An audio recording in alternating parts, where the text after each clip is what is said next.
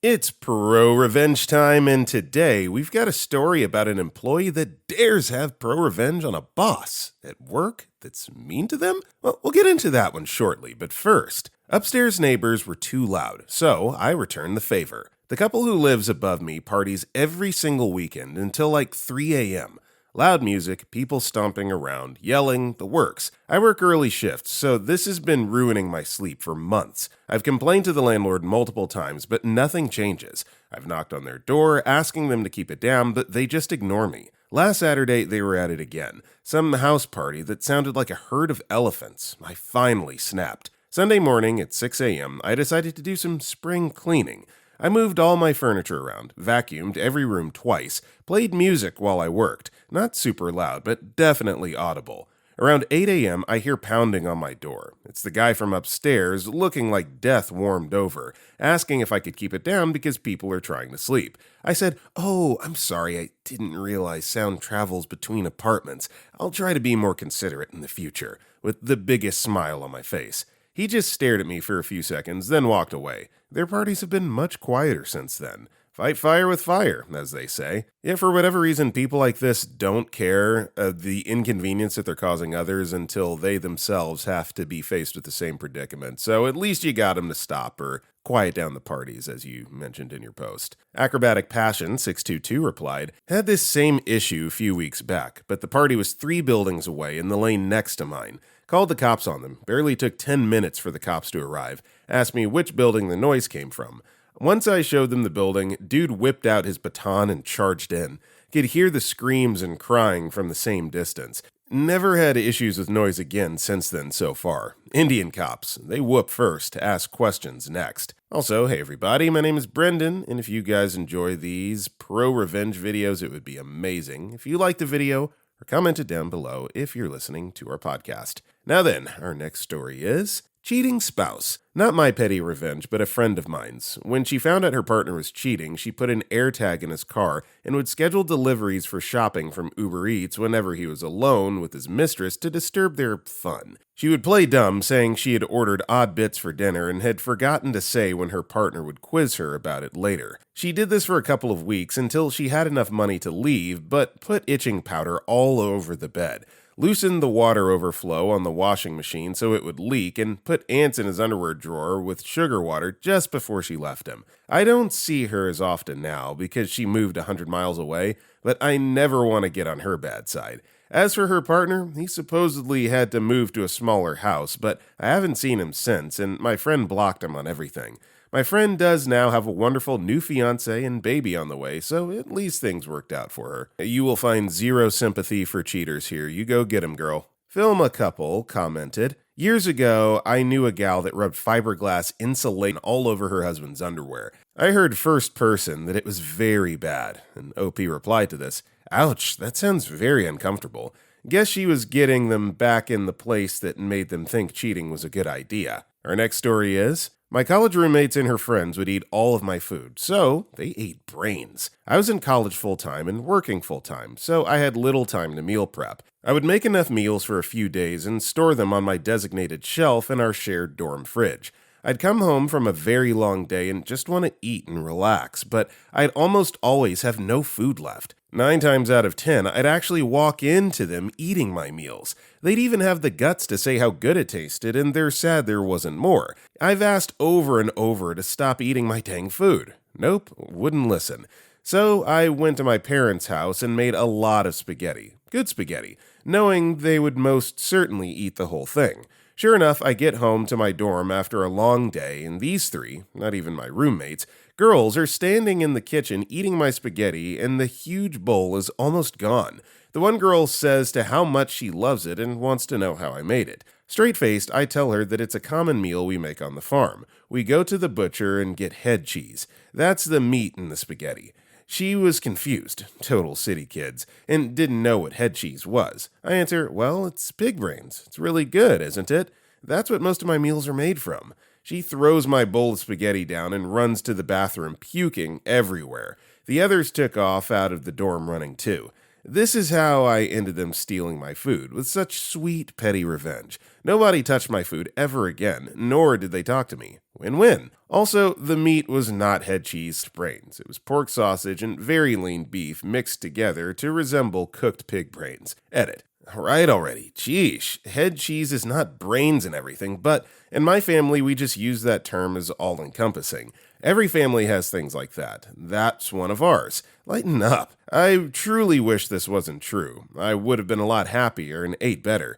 These girls were the true definition of zero freaks given. No morals. Asshats. When I say puke everywhere, I mean everywhere in the bathroom and on the carpet just outside. She was already puking by the time she got to the bathroom, and puke painted the bathroom trying to get to the toilet.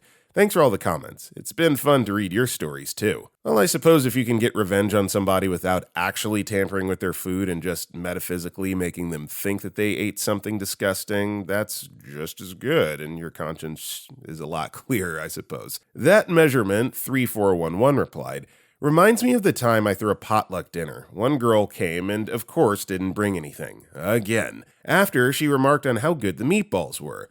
The one who made them was proud to say they were made of lamb. The rude one makes a face and asks why no one told her it wasn't beef. I said, no big deal, just eat what you brought. Oh yeah, that's right, you didn't bring anything. She was also proud to say she didn't eat pork. But oh, how she loved bacon. Lion CM replied, reminds me of an old MTV show that had challenges. This one girl said she couldn't do the pig's feet challenge because she was Jewish and didn't eat pork. Another girl on her team said, but you had a sausage McMuffin for breakfast. Her reply was that it was beef, and the other girl kept telling her that their sausage was pork sausage. She never got it. Our next story is, my sister kept ignoring my text, so I started replying to hers after a 24-hour delay. For months, my sister would take forever to reply to me. I'd send a message and get a response 2 days later. Sometimes not at all, but the moment she needed something, I was expected to drop everything and reply instantly. So I decided to match her pace. She texted me, hey, do you have mom's insurance info?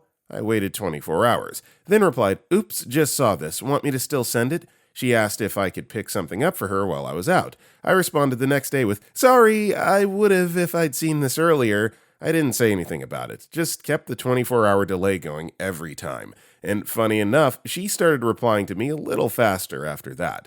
Not out of spite, just matching the energy. Turns out I'm not a backup notification system. I am a fan of this. People that take too long to respond to messages or don't respond at all, I return the favor when they message me. It's only right, As they say, communication is a form of respect after all. Tremenda Karucha replied, sometimes you gotta play the long game, and let's be real, we've all done something like this at least once. Ever notice how people start acting different when they know someone's keeping score? Our next story is, petty revenge via the world's worst ringtone. For the past few months, my fiancé has developed a terrible habit of not answering his phone. It pees me off to no end. Just last week, he was out grocery shopping while I was at home. I tried calling him to remind him to grab cereal, but of course, he didn't answer. He came home with everything except cereal. When I told him I had called several times, his excuse was that he didn't hear his phone ringing.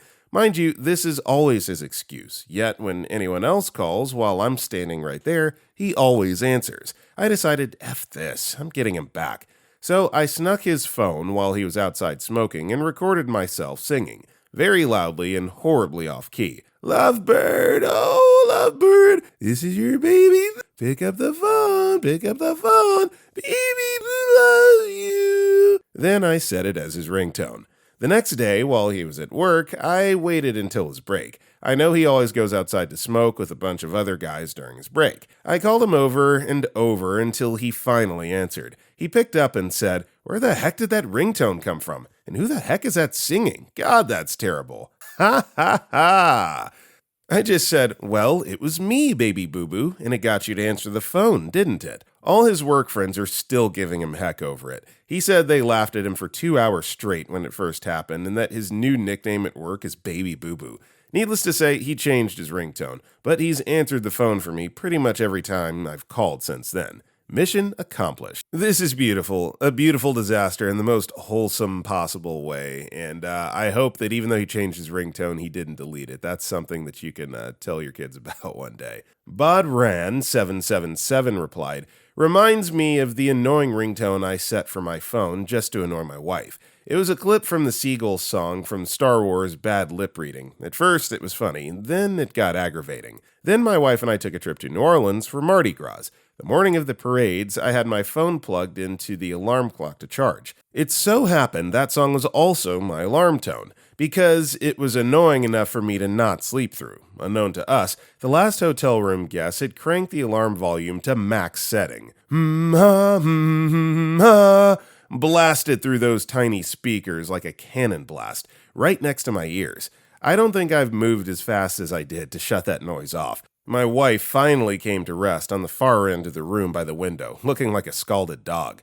She made me delete that ringtone. Our next story is, my BF would never tell me when he'd be home. He was in financial planning, so he had no set hours, but he just wouldn't tell me. Female, 25-ish at the time. If he was going to be home at 5 or 9, despite my asking for a heads up, just so I wouldn't worry. Months go by, nothing changes. This is pre-everyone had a cell. He had a car phone. I set up a poker game with my friends, told my mom my plan because she's a hysterical worrier, and if he called her, I didn't want her to freak out. Didn't leave a note. I went to my friend's place to play cards and traipsed into our apartment around 4 a.m. He had gone to bed but couldn't sleep. He asked where I was. I said, playing cards with my friends. And he says, why didn't you call me? And I say, was I supposed to? I didn't think it was necessary. You never call me. The problem stopped. My Gen Z friends and younger, let me just tell you, the world was a very, very different place pre-cell phones, pre-social media, where you can't just track people's locations on their phones and stalk their whole lives on your mobile devices. These are the things that you had to do in order to get people to communicate with you. You had to force them. Author Anonymous 95 replied, my mom's dad got killed returning home from work in a hurricane when she was 12. Years later, shortly after she and my dad got married, my dad went to a friend's place to return something he'd borrowed, got distracted talking to his friend in his garage, and a half-hour trip turned into several hours. When he got home, Mom was in hysterics, sobbing her eyes out and asking where he was. She'd been calling, but because Dad and his friend had been outside, they hadn't heard the phone ring. He told her, saying, I was always going to come home, and she snapped, my dad never came home. Dad told me that moment he felt about the guiltiest he'd ever felt in his life. He always called when he was going to be late after that. First Pay 702 replied, I had a version of this chat with my now fiance. My dad did come home, but he spent 5 hours laying in a field after his farm accident, probably wondering whether he would. I was 17 and still remember that night very vividly.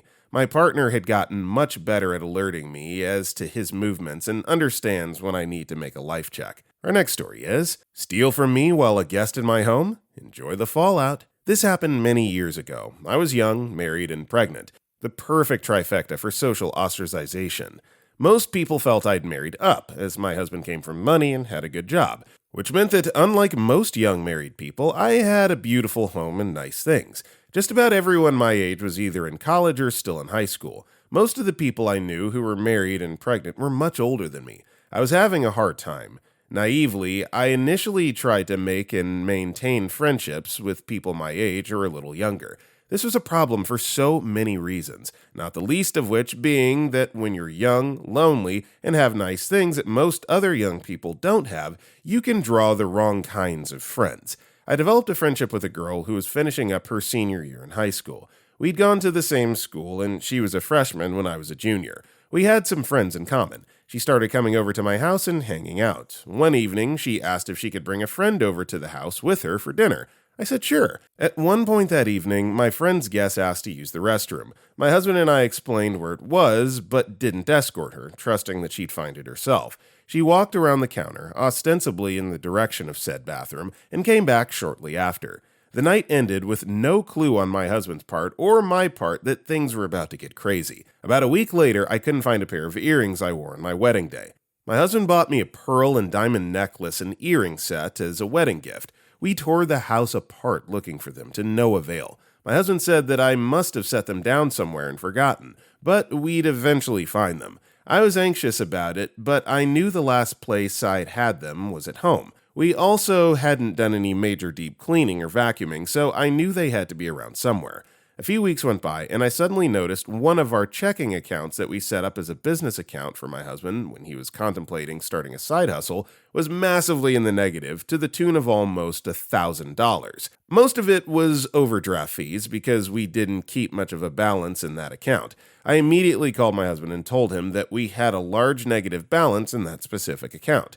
Neither of us had been using the debit card for that account mistakenly, so we began reviewing the charges. All the charges were for stores at the same local mall and were for places where teenage girls would typically shop. There were dozens of small to medium purchases, each followed by a $25 overdraft fee once they spent the initial balance we kept in the account to avoid penalties. This all added up to about $1,000 in total theft. We hadn't had many people over, and we specifically kept that debit card in our master bedroom, so it was pretty easy to figure out what happened and just who was responsible. It also wasn't that much of a hop, skip, and a jump to also figure out where my earrings went. Ticked doesn't begin to describe my mental state. I'd been incredibly generous with this friend. I'd welcomed her into my home. I had cooked for her and her friend. I called every store in the mall and began asking if they had security cameras. Most did not, but one store had just recently installed security cameras due to issues with shoplifting. They let me know that while they had recorded footage from the day in question, they couldn't hand it over to me but would be happy to provide it to the police if I filed a report. I then contacted my bank. I asked them what the procedure was for declaring charges fraudulent and reversing them.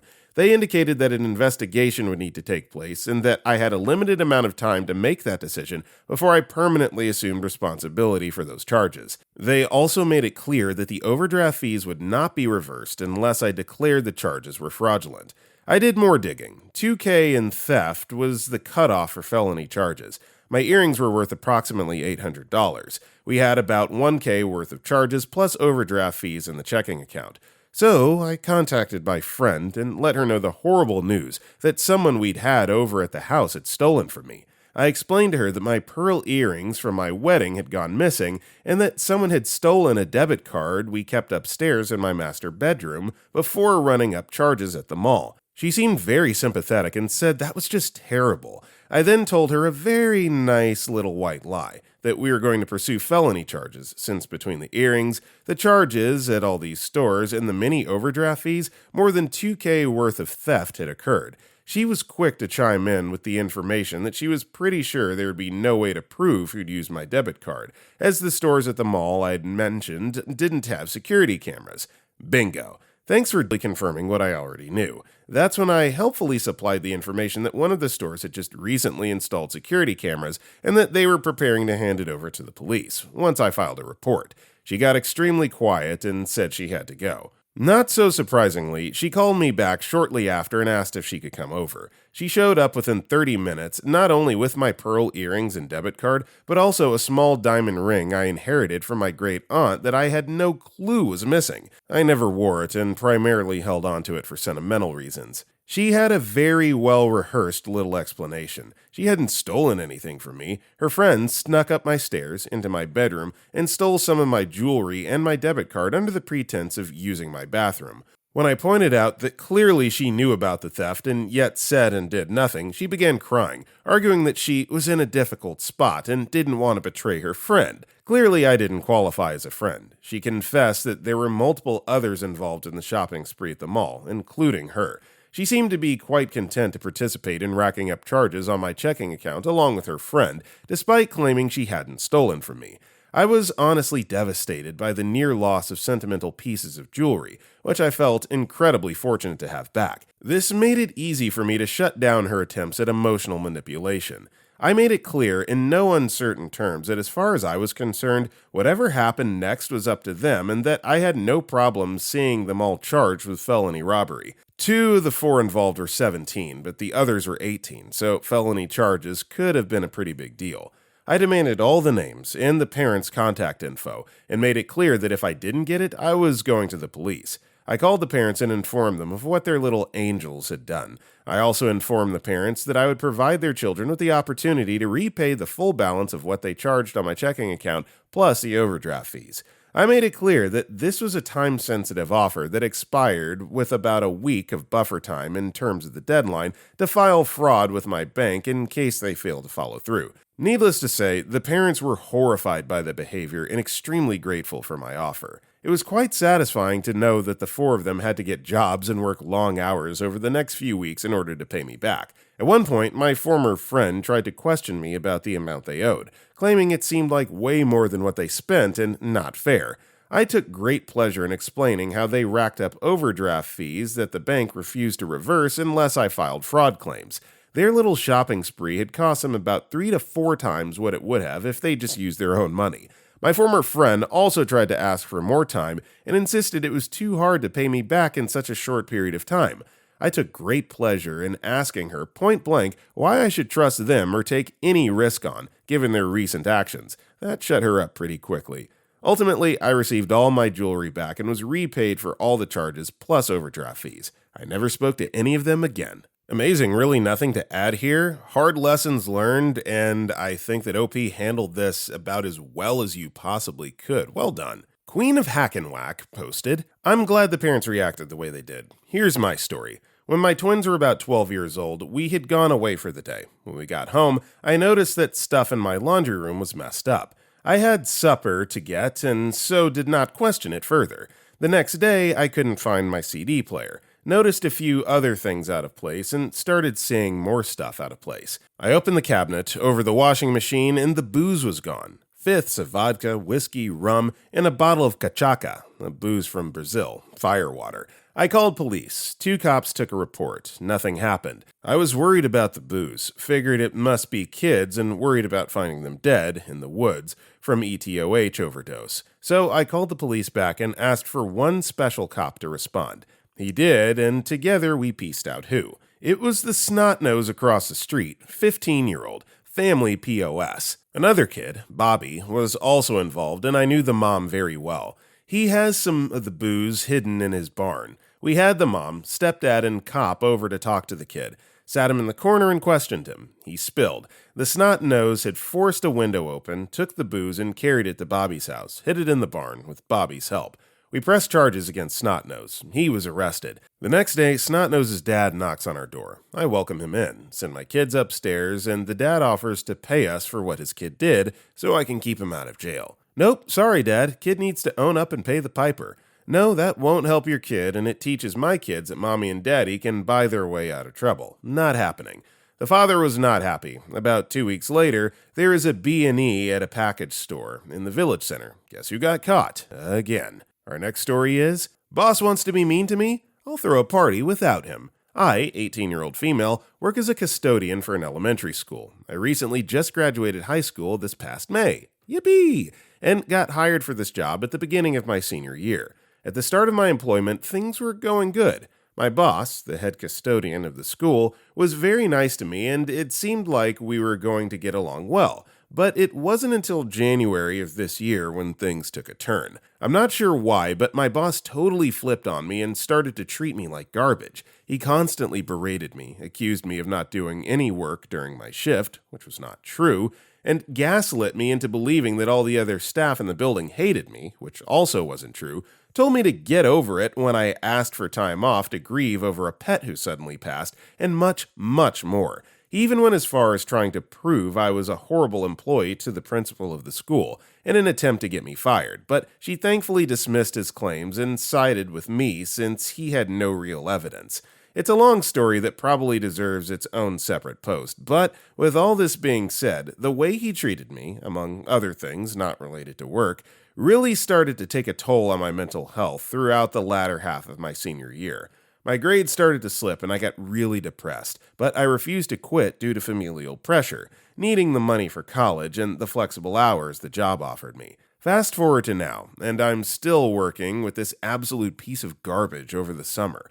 But before you all ask, yes, I'm hoping to transfer to a different custodial position at a different school with hopefully a better work environment. But as of right now, that hasn't happened yet. I don't know why, but since summer started, he's flipped back to being Mr. Nice Guy and suddenly wants to erase everything that's happened between us and act like we're best friends, which I'm not having at all. He hasn't even apologized. It pees me off so much, but I try to keep calm. Anyways, with that in mind, it's now time for the revenge part. I really love to bake, and I've wanted to bake something for my coworkers for a while now.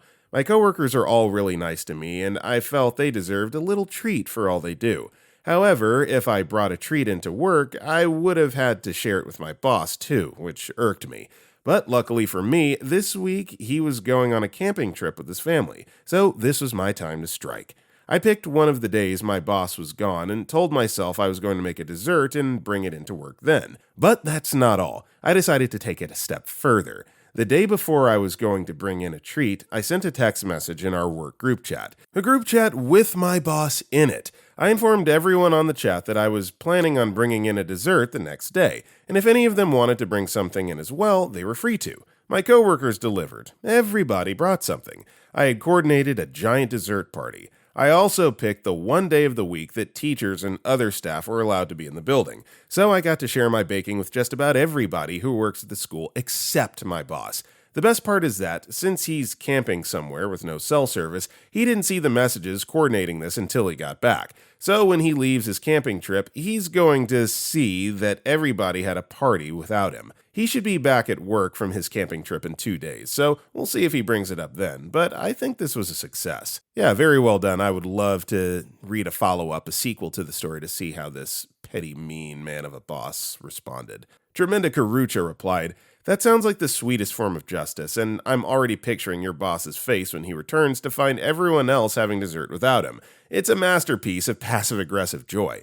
What a brilliant way to turn the tables. Kudos to you for thinking outside the cleaning supplies. Our next story is, my roommate never did dishes, so I returned the favor. My roommate Tyler thinks cleaning is optional, apparently. We agreed when we moved in together that we'd each do our own dishes, but somehow all of his ended up piling in the sink for days while mine get done right away. I tried talking to him about it multiple times, but he always says he'll get to it later or makes excuses about being busy with work.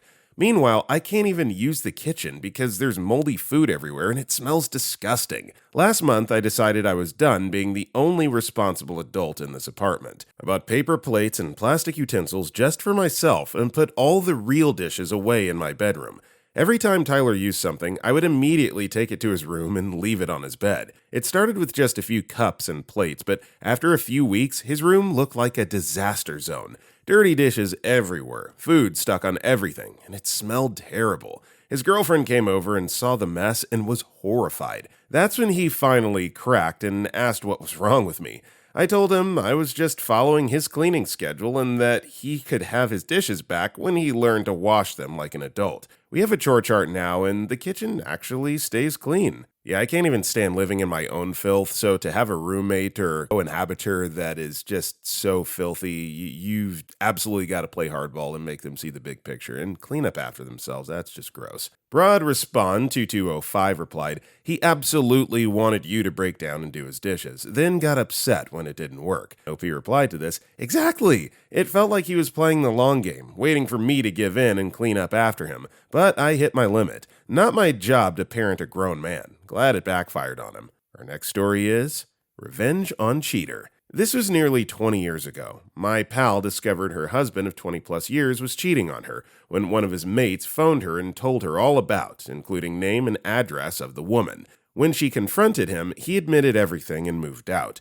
He promptly stopped paying anything for their school-aged child, and she was really struggling.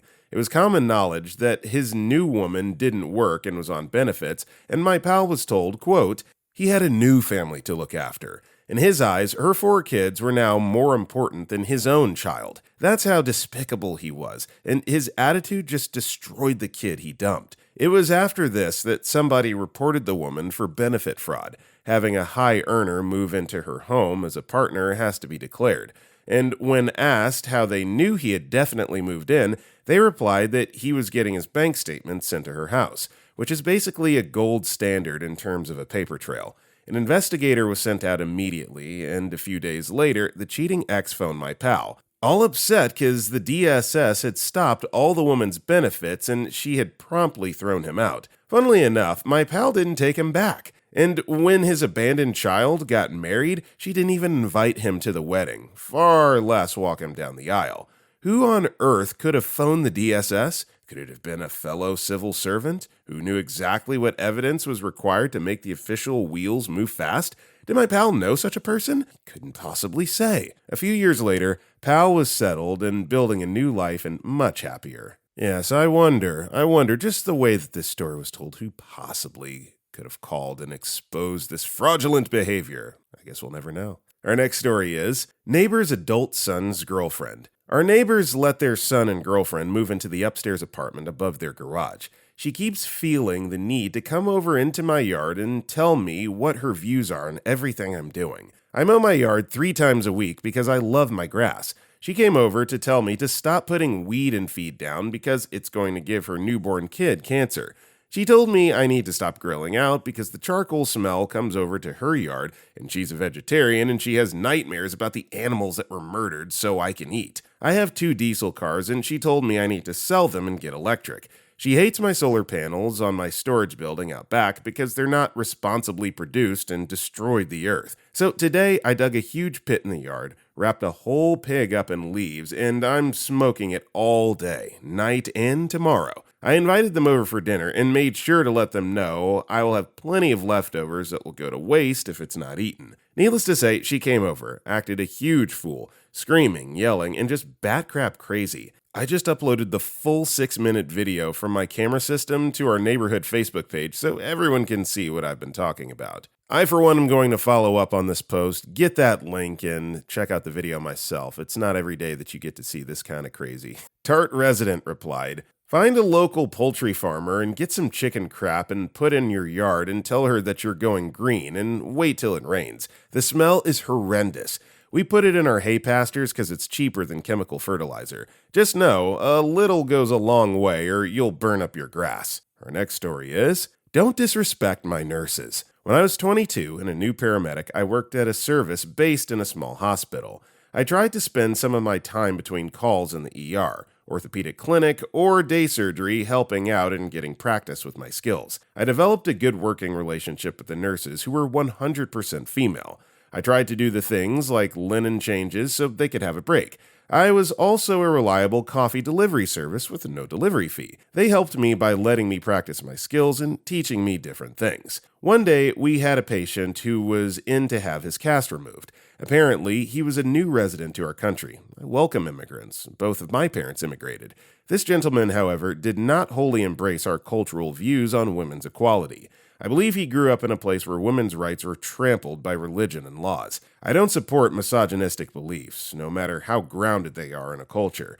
Most specifically when I'm not in that culture at present. He made a big deal of not addressing nurses directly, only the doctor, who was a man. He made demands for the doctor to remove his cast, which wasn't going to happen. They get paid too much for that. He went on about having someone qualified, which wasn't an RN, apparently. I assume he meant the qualification of having a Richard. I have one of those. Screw it myself. It's nothing worth bragging about. I once considered getting it pierced. To be honest, it could use decorating. Anyways, I ended up volunteering. I also had cut off tons of casts. It's dead easy. If you can master crayons, you can cut off a cast. I entered his room and boldly claimed I was there to remove his cast. His English was fluent enough, so I could tell he was pleased to be addressed by a man. 22 barely counts, and he let me begin. I was about a fourth of the way in when he made some comments about being finally given someone qualified to do the task. Annoyed by his less than progressive attitude towards the wonderful nurses,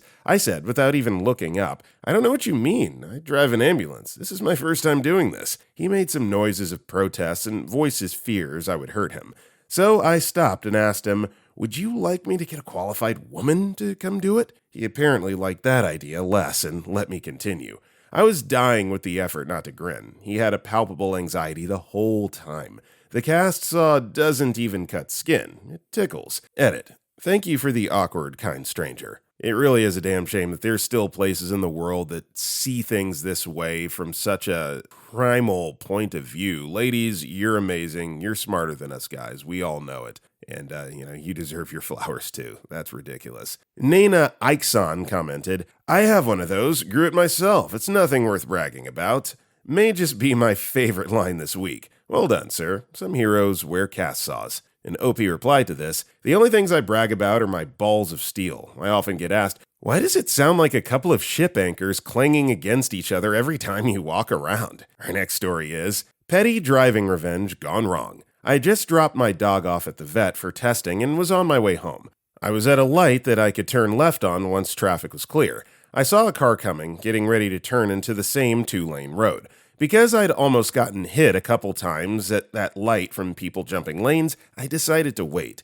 Because I was waiting, the guy behind me laid on the horn.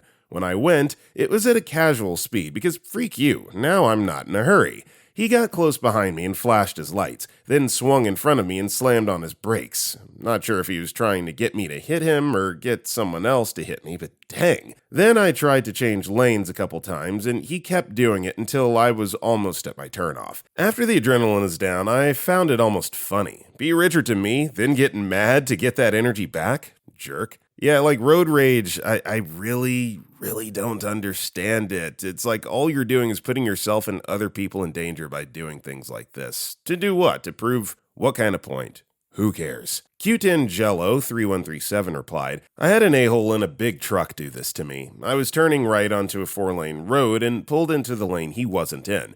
And even if he was in it, he wasn't close enough to make a difference. He speeds up, and as he passes me, he lays on the horn and flips me off. So I wave. I think he would have rather I flipped him off because he exaggeratedly pulls in front of me and slams on his brakes, almost causing a huge pileup since everyone behind me slammed on their brakes as well. Everyone beeps at him at this point, and he wouldn't let any of us pass him. I'm still behind him, so I got my phone out and started recording him and his license plate.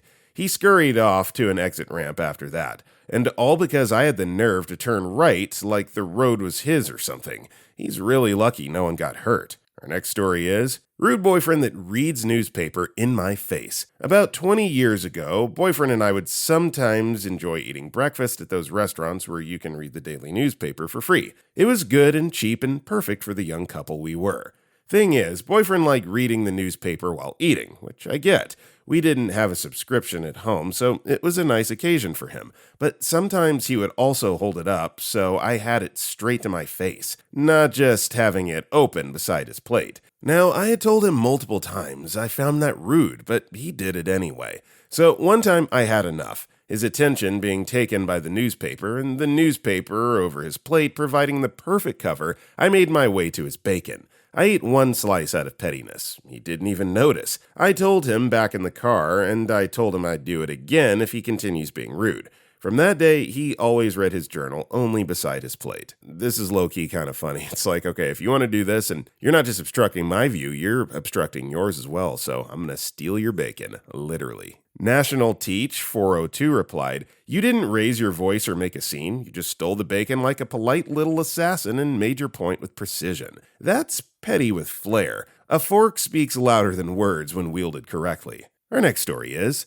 rock solid revenge. This takes place in Germany. A few weeks ago, when I was visiting my cousin, the driveway to her property was blocked by a lorry. Small one, 7.5 feet maximum. That was being unloaded by the next door neighbor, and I had to park on the main road. A little information on the layout of the driveway and properties in question. My cousin inherited his property, and it shares the driveway with said neighbor, who bought it recently. At the beginning of the driveway, there's a small bridge over a creek connecting it to a main road at the end of it, and there's a T-junction to either property. The boundary line between properties is in the middle of the driveway, which is about 2.8 meters wide. Apparently, this was once a giant farmstead and got split in the middle at some point. The neighbor can only get to his property through the driveway. My cousin bought some land around both properties to use as an orchard and farmland, so she can use some gravel roads to get home and isn't restricted to one way, but it's inconvenient. 15 minutes of extra time, and not really good if you use a normal car. It's made for tractors and lumber harvesters. Back to the lorry. Apparently, this happened multiple times now, as the neighbor runs a carpenter shop and gets or sends deliveries quite often. Cousin tried to talk to the neighbor, but the response was always like, use your back roads, or we both own the driveway. I can block it if I have to. The lorry can't get onto the neighbor's property because the gate is too small, and a wall would have to be demolished. He doesn't want to do that. Well, cousin thought, if you're unreasonable, then I'll be petty.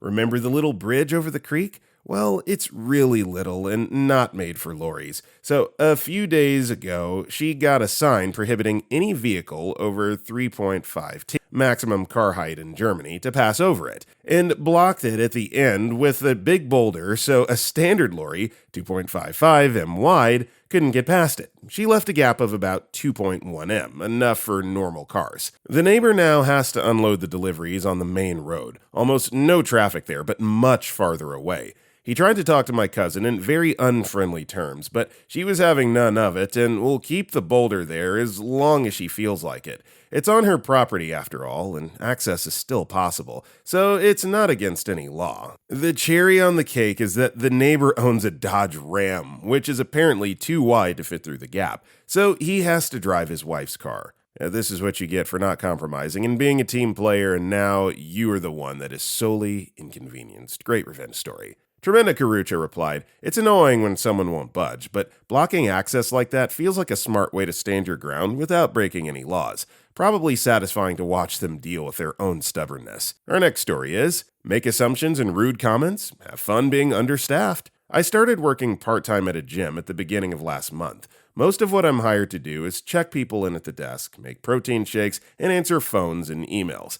About 5 to 10% of the job description involves cleaning the studio in between classes, which involves wiping down the weights, some of which are very heavy. Yesterday, I was working my normal shift and bending down to pick up a paper that a client had dropped on the floor when I pulled my back like a sprain or something. I immediately told one of the two managers on shift and said that I would probably be totally fine. I just needed to ice for a few minutes and not pick up any of the heavy weights for the rest of the shift. I wasn't planning on filling out an injury report unless they wanted me to, and they were understaffed, so I was fine sticking it out for the last 3 hours of my shift as long as I wasn't heavy lifting. The manager said that that was totally fine and nicely told me to get him if I needed anything else. About an hour later, I was helping my coworker clean the workout studio and was cleaning the benches while she did the heavy weights. Generally, I would have done the weights since I'm about 30 years younger than her and more able-bodied on a normal day.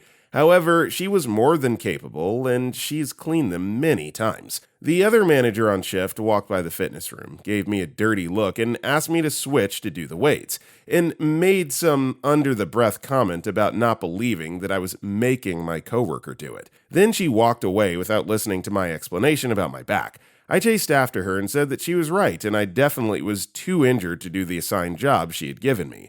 Also, that I had to use my PTO to leave immediately to go see a doctor, and asked her to get me an injury report to fill out. She looked like I slapped her in the face and started to backpedal, saying that I didn't have to do the weights, but I doubled down and demanded an injury report ASAP. Then I clocked out and left, leaving them severely understaffed. I told the other manager what happened on the way out, and he sort of laughed because he knows that the other manager is generally a bench, who's much more likely to get stressed about the understaffing while he's very chill and a go-with-the-flow leader. Honestly, I should probably thank her for giving me that push to see a doctor or to leave early, because they said if my back keeps hurting, I have a good case for workman's comp. Workman's comp rules. If I were you, I would absolutely milk this and try to get that case through. Tremenda commented, "It's so infuriating how management often pushes people to ignore their limits just because they're short-staffed. And yeah, I mean, who hasn't felt like they had to pretend they were fine when they weren't? It's like everyone expects you to be some kind of robot at work these days. Have you ever been in a situation where you just wanted to scream but had to keep smiling?" An available agent, 3305, replied, "OMG, yes. That fake smile while you're internally losing it is way too real.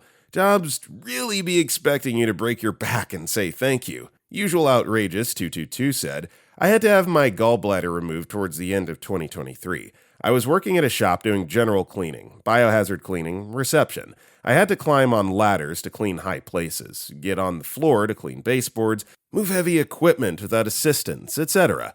The day after my emergency surgery, my boss calls me and asks me when I'm coming back to work.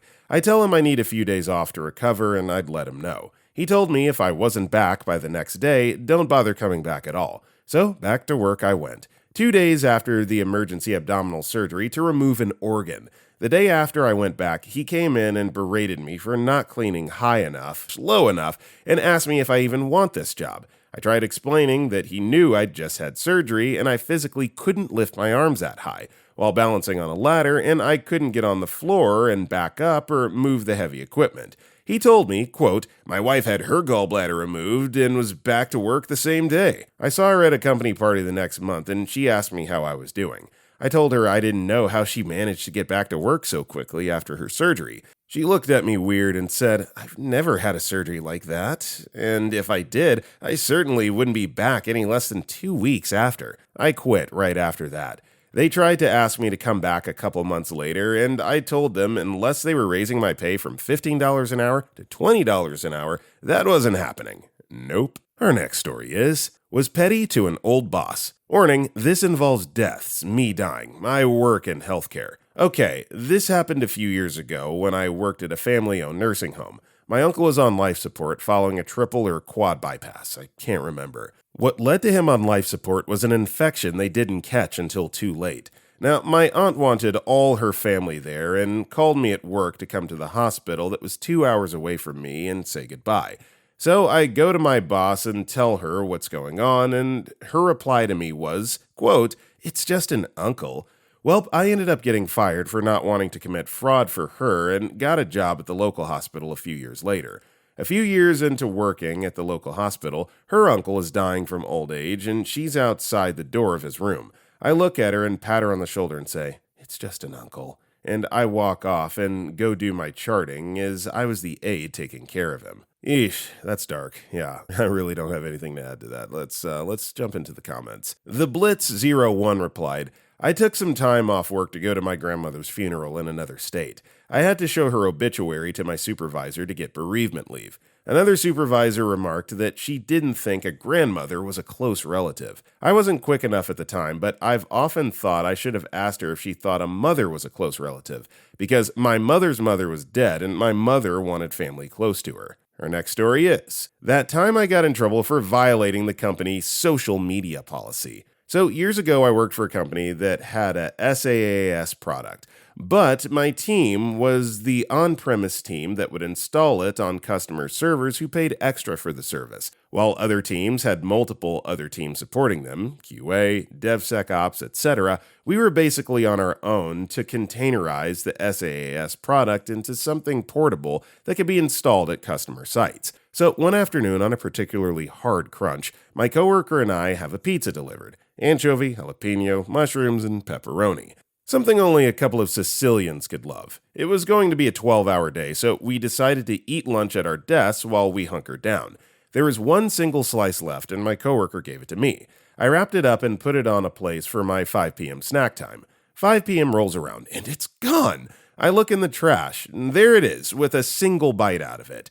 I came back later, around 6 or so, and we were still in crunch mode, and noticed my coworker had left a note on her juicer. Apparently, people had been using it and not washing it. I was kind of fed up with people getting into coworkers' crap, so I wrote the note you see here and left it on her juicer after thoroughly washing it because some other butt decided to leave it dirty. The next day, the entire office was abuzz when I walked in. People walking up to me, giving me high fives. Generally speaking, people were in a good mood for me standing up, except for my supervisor. Prior to him becoming a supervisor, he was the team lead, but would butt heads with anyone who dared to show any promise of talent. On seeing the attaboys written on the note, I took a picture of it and put it on Facebook. A few days later, my supervisor comes up to me stating that HR is bringing it in to sign a PIP because I, quote, broke company social media policy. What do you mean? This is just a stupid note about someone stealing my pizza. It was funny. Someone on social media will read your note and think our company has pizza thieves. I knew he was behind it. So later that night, I had looked on his Facebook and came across a post of his from 2 weeks earlier.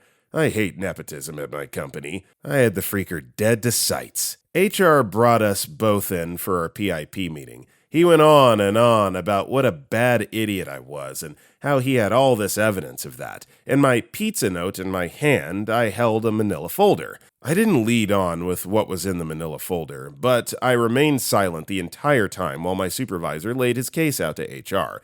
And that is why Toger needs to be on a PIP, closing his case with a smug, satisfied look on his face. "Toker, do you have anything to say?" "I sure do," I said, taking out the print of the screenshot I took, complete with a timestamp. So here's a post Idiot did 2 weeks ago, saying there's too much nepotism at our company. Personally, I think that's a lot more damaging to the company reputation than me complaining someone stole a slice of pizza out of the fridge. It wouldn't be fair if I'm punished, and he's not punished for saying something way worse on social media. We should both be put on PIPs. His face turned a ghastly white. He started to stammer. But this was when I worked at IBM. Me to the HR lady. Look at the timestamp. This was 2 weeks ago. I can pull up his profile on my phone. This wasn't about IBM. And the idiot goes, "You're always such a big baby. You can't have things your way." He went on about a 5-minute tirade of calling me names. I just stayed silent and looked at him. I weaponized calm. HR interrupted him. "Idiot, why don't I finish talking to Toker, and you and I can talk later." "This isn't the last of this," he said as he slammed the door out of her office. The HR lady and I talked for a bit, very calmly. She told me I did a great job, and all things considered, she wouldn't be recommending a PIP for this incident. A few months later, I'd get a new job. Freak that place. Funny story, but the real travesty, let's be honest, is putting anchovies and jalapenos on your pizza. Blech, barf, disgusting. Sweet Becky replied, "What happened to Idiot after your chat?" And OP replied to this, "Long story short, he went to our CTO for advice, and the two of them decided to redefine my position description, saying I needed to know how to code in Java, and I had 2 weeks. Prior to this ultimatum, I had secured a new job. I had to put my dog down, so I used that as an excuse to bail from work on Friday. Came back Monday early in the AM, met with the HR lady, handed my laptop, badge, etc., and thanked her. They fired her a short time later. Our next story is, steal from me, I'll ruin your social life. I used to live with a guy many years and several lifetimes ago. As usual, things started out okay. We drank together, took drugs together, hit the clubs together, and life was good. At least it was, right until the night my girlfriend woke up to find him going through my drawers at 2 a.m. on an idle Tuesday. Now, there were weekends in my youth where I hit things particularly hard, and always assumed the $20 here, the empty baggie there, had naturally been consumed during whatever binge I happened to be on. After the night of the drawer rummaging, we decided a small sting was in order. This being the time before phones were our regular recording devices. I'm old, sue me. We hid my girlfriend's camera, left my wallet with $60 and a small baggie of meth on the coffee table, not quite hidden. Mentioned we were ducking down the servo to grab darts for the missus and left the house for roughly 30 minutes. On our return, we checked the wallet. $20 missing. We checked the baggie. Gone. We checked the camera. There in all his celluloid glory, grabbing a note from the wallet and snaffling the baggie before retreating to his room. I confronted him, showed him the evidence, and considering the length of time little things had been going missing, to which he begrudgingly confessed after initially claiming no knowledge, gave him 24 hours to get out of my house. Now, at this time, I was heavily invested in the hospitality scene in my town. Our main drag consisted of 2 minor pubs, 1 major pub, and 2 clubs. I happened to work at both the major pub and the most popular of the clubs. I was also mates with the security boys that ran 4 out of the 5 venues. A quick discussion with the boys on the door of my pub, word was passed, and he was suddenly barred from all but one very quiet pub. Given he lived to rave until 6 a.m. every Friday and Saturday night, it definitely curtailed his social life. He also had to move back in with his mum, who had a strict dry home and open door policy. I'm sure he found elsewhere to go, but the petty enjoyment I got knowing he couldn't attend the major venues after stealing from me was quite grand. As the old saying goes, there is no honor among thieves, so yeah, this guy deserved absolutely everything that he got, and then some. Crab Cancer replied, "For the readers, dart is slang for cigarette. Aussie, Aussie, Aussie." Okay, everybody, that is all the time we got for today. If you enjoyed the video, don't forget to like and comment down below. And if you want to check out any of our other videos, click the video on the right. I got nothing else for you. I will see you all, maybe, next time.